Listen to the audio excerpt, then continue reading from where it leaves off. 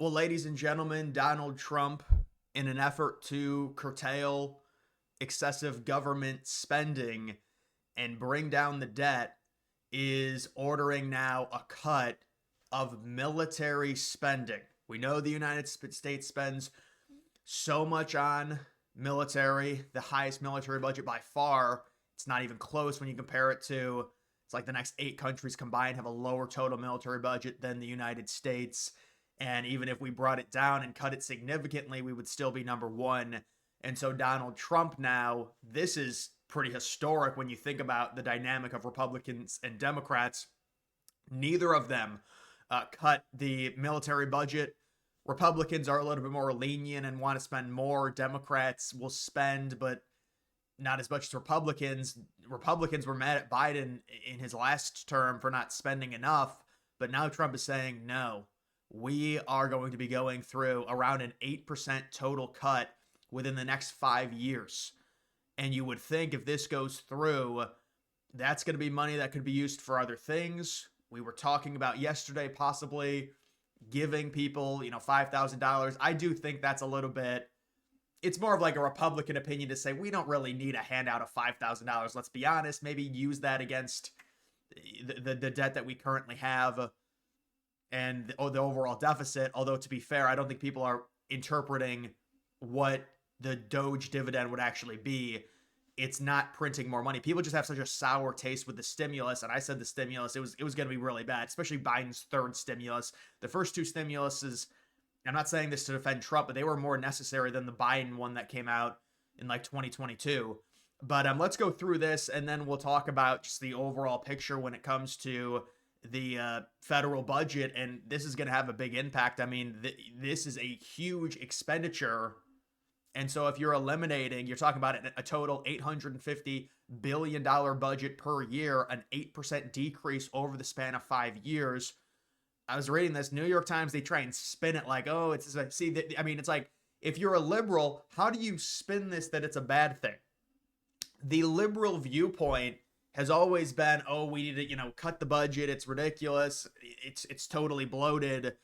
And the establishment Dems don't do it. But again, they do normally spend less on military than Republicans, but both sides tend to always increase the military budget. At least that's normally how it goes. You've got Defense Secretary Pete Hegseth ordering senior military and Defense Department officials to draw up plans to cut 8% from the defense budget over each of the next 5 years, according to reports, which is interesting because Hegseth and many other Republicans kind of had a generic view before this recent stuff came out about Trump. They were trying to raise the budget, kind of the generic Republican thing, but now Trump is saying, no, we're cutting it. And this goes back to a few days ago when I said there was a report that came out that Trump wanted to cut the military budget, but he also wanted assurances for both China and Russia as some sort of de-escalation peace proposal where they both cut their military budgets, which seems unrealistic based off of the budgets in general. The United States, again, were so much higher than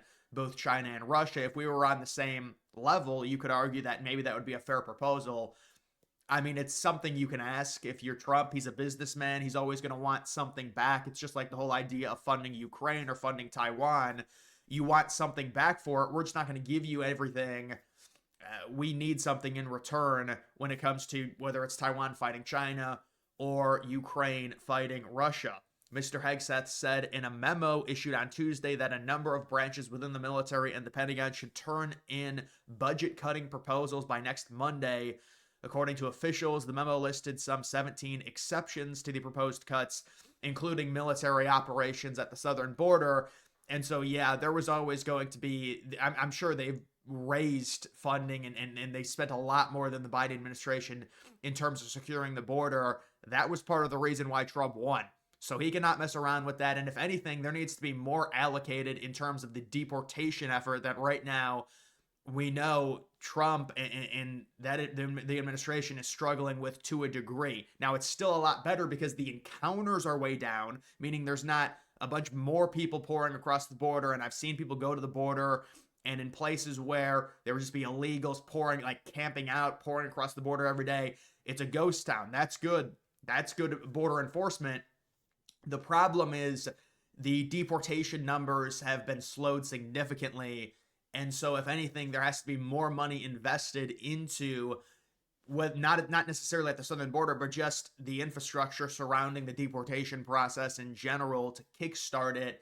And you could see more money potentially get invested into that, depending on which branches end up having to cut some in terms of their military expenditures.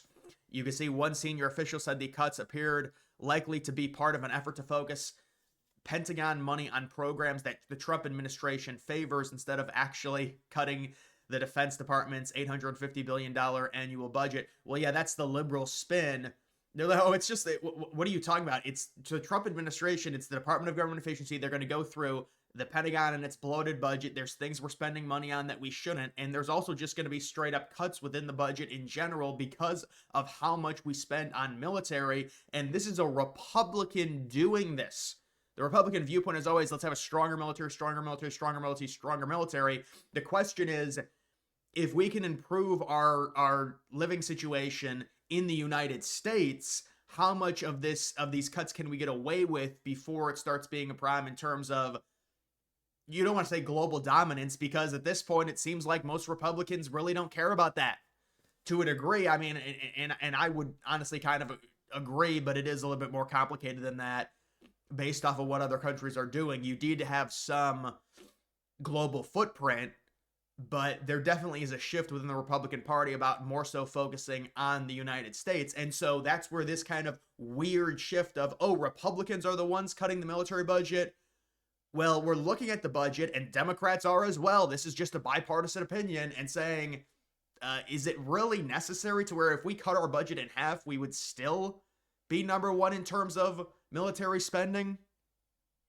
Does it make sense when we've got problems here in the United States in terms of just quality of life? It doesn't make much sense. So, but see how they're trying. What they're like. What even is this? This is their smear. Cuts appeared likely to be part of an effort to focus Pentagon money on programs that Trump administration favors. Right? They're going to go through. They're going to see the areas of the Pentagon in which the money is being spent that aren't efficient, and they're going to say, no, the money's not going to be spent there anymore. I don't even understand the critique, but they have to come up with something. There's got to be some type of critique. The Pentagon is already spending more money on the Trump administration's efforts at the southern border, including military flights that have taken migrants in the United States to countries as far away as India. And then that's like I gotcha. Oh, he's spending money on deporting people. Yeah, he needs to spend more money. That's the problem. He hasn't spent enough money. That's the issue. You're right. He's spending money, but there needs to be more of an investment into that so we can actually deport the people. Trump won. The Republicans won all of Congress. It's all because they want these deportations. People want the deportations to happen. And it's like, we got him. He's spending money on deportations. Well, yeah, that's why he won. Of course he's going to be. And he's cutting bloat within the Pentagon. And you would think Democrats would be on board with this. This is how pathetic this is. This is the liberal talking point. He's just cutting programs that he wants to cut. Right. That's the point. They're cutting programs that are not needed. If there's a DEI office, it's going to be cut. There's going to be other things just in terms of military spending on certain equipment. I think that's probably going to be cut as well. That's just the reality of what the United States produces in terms of the sheer amount of things we have within our military. You can see the acting deputy defense secretary says that Donald Trump wants to achieve peace through strength. And it was added the Pentagon was undertaking the budget cuts with an aim of bolstering other priorities. To achieve our mandate from President Trump, we are guided by his priorities, including securing our borders, building the Iron Dome for America. Well, yeah, there really should be a sophisticated defense system for the United States. Now, based on how big the United States is, it's harder to do that, and whether or not you can intercept every missile, it does make sense to put an investment into an upscale, highly advanced technological defense system in terms of the missiles. So I think that's smart in terms of Trump doing that. And then they talk about the DEI stuff. I don't know how much of that's at the Pentagon level in terms of cutting 8%. Again, I think some of it's just going to be the sheer amount of money we spend on military equipment as well. I mean, it's so much more than every other country. there's going to be a lot of stuff that's probably going to get cut. You can cut the initial bloat of the DEI crap, but if you're talking about 8%, there's going to be other things that probably get cut as well. But this is just completely bipartisan. And we'll see what ends up getting cut. But still, this is the Pentagon. This is the military budget. I'm not sure why liberals would be against this. And this is the whole idea.